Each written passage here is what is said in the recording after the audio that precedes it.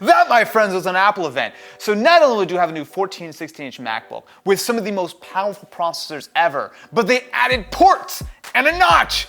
Ken, I'm not ready. I'm not ready. Thank you. I definitely need a new pair of pants for that. Okay, look.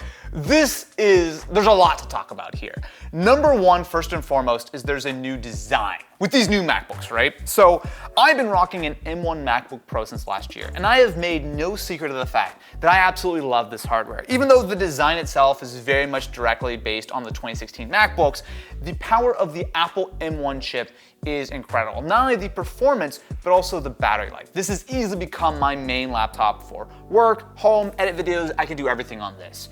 But the new MacBook Pros with the M1 Pro and the M1 Max have completely taken it to another changing pants level. We gotta start with the speeds and feeds, because if you are a tech nerd, what Apple have announced today is something special. Okay, so the M1 Pro and the M1 Max share the same general CPU layout.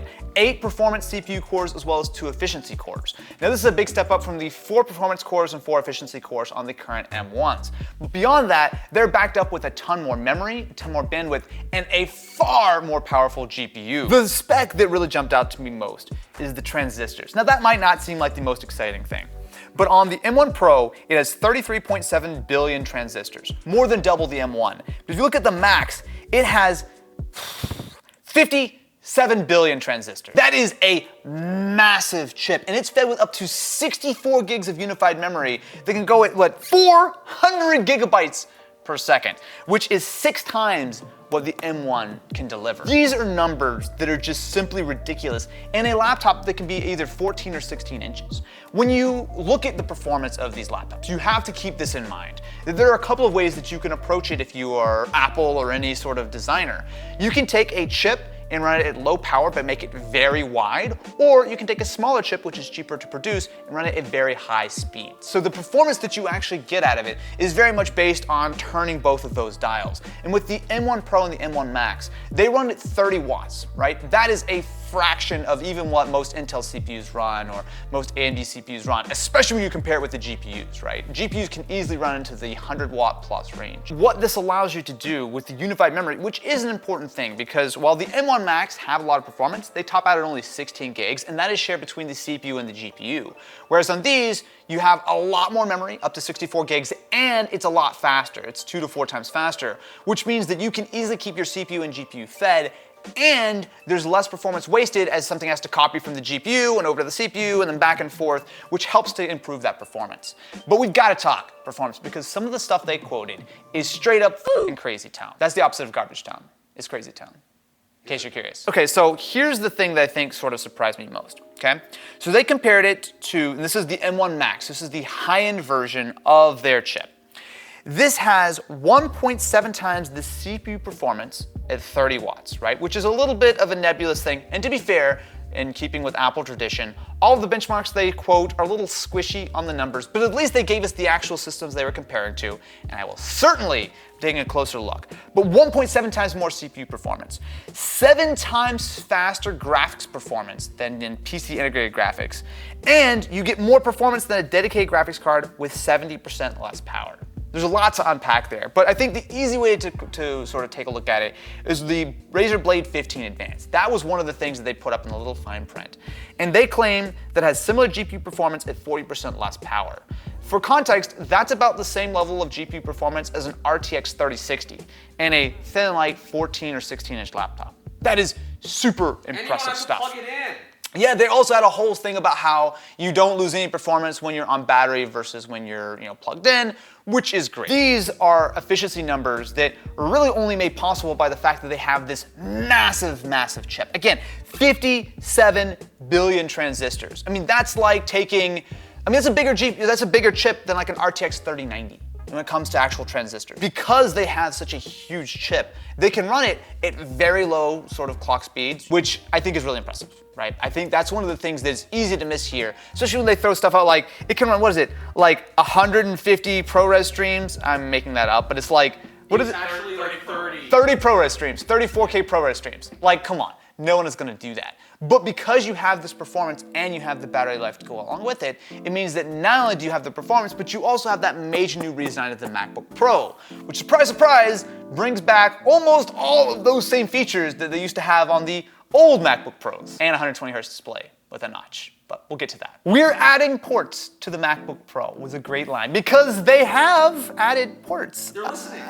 No, they actually are, right? So these new MacBooks, regardless of whether you're looking at the 14 or the 16, have 3 Thunderbolt 4 ports. They have an HDMI, a full-size HDMI, an SD card. They have a headphone jack that, quote, works for high impedance headphones, which I assume means it's got a sweet DAC where you can run your giant Big Chungus 9000 headphones.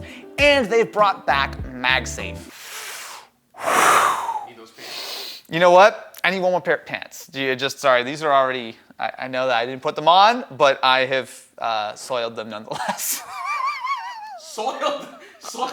That's a different thing, dude. So in addition to the ports, and actually they've shown that not only can you still use USB-C to charge these, but it will now do a fast charge over the MagSafe. So I believe they quoted 50% in 30 minutes, which actually is pretty quick. The display is also majorly reworked. So not only is it a mini LED display, which is similar to what you get, not necessarily on the Pro Display XDR, even they would like you to believe that, it's a slightly different technology, but it is similar to what you get on the M1 Mac. iPad Pro. There's a lot of Apple terms in my mind right now. Thank you very much. So not only do you get the full 1000 nits of sustained brightness and 1600 nits of peak brightness, but you also get the ProMotion 120 Hz display, which is incredibly nice. Something I took a look at recently, or at least a version of it, on the Microsoft Surface Laptop Studio. 120 Hz makes a lot of sense on a Pro display like this.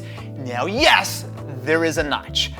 I don't get the notch. I will say the notch is kind of silly because it does not have Face ID. You still have Touch ID, although they have removed the touch bar and they've kind of redesigned so you have like slightly larger like function row and stuff, but the notch purely exists for the larger camera. Now it is a better webcam, it's 1080p, it's like an f2.0 aperture, better in low light, etc., etc. Great, I love a good webcam. I personally don't think I'm gonna mind the notch too much, but it's a weird choice. Well, it's fine because they hide it in the menu bar anyway, and the menu bar is always persistent, more or less on Macs. And they've also expanded the displays, so both the 14 and the 16 are roughly the same size as the previous versions as far as footprint, but the bezels have been shrunk down pretty significantly. I just wish they would have put Face ID in the notch, but Touch ID is fine. So because the event has just wrapped up, I'm gonna take a look and see what it's like to actually build these 14s and 16s. Okay, so the base model of the 14 comes in at $2,000, comes with the M1 with a 8-core CPU and a 14-core GPU, 16 gigs of RAM,